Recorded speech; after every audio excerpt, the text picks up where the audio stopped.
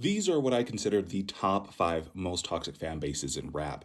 First up are Eminem fans, as they are extremely pretentious. They're so pretentious, in fact, that they have created quite literally their own subgenre of music, which we refer to as coworker music. This is where we get the Tom McDonald's, this is where we get the NFs, this is where we get the DAX, and they all genuinely believe they're all in this deeper mindset of truth when it comes to hip hop music, and the rest of us are just mindless sheep. Cardi fans are a completely different level of cringe. Now, I do want to make the distinction. This is post Whole Lotta Red Cardi, as Cardi quite literally had completely different fan bases before that album, but I'm referring to specifically his Whole Lotta Red post career. First of all, they're extremely obsessive. And moreover, they really like to gatekeep them. They even like to gatekeep them from each other. And what's also interesting is because this new fan base is so much younger than his previous fan base, a lot of them don't realize that the people that you call Unk were listening to Cardi before he became famous. So it's weird when I see his fans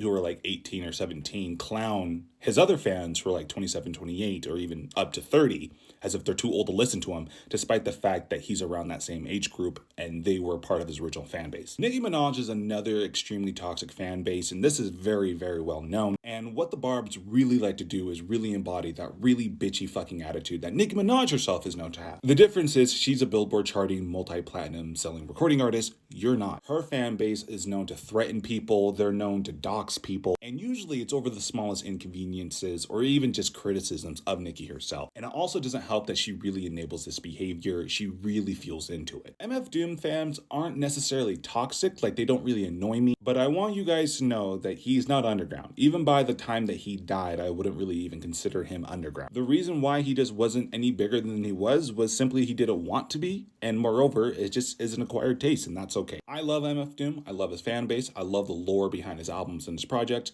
and that's all I need to have. And now we have Taylor Swift, who I know isn't a rapper, but her fan base is so toxic that it quite literally jumps genre. Everything that I said about the other artists could all be attributed to Swifties. The parasocial relationship that they have with her is so extremely unhealthy, even to the point where undergrad students for their research papers reference it. And there's also peer-reviewed and academic journals as well. This is a fan base that will dox you, they will literally threaten you and your family, and the list goes on. This by far has to be one of the worst fan bases of all time.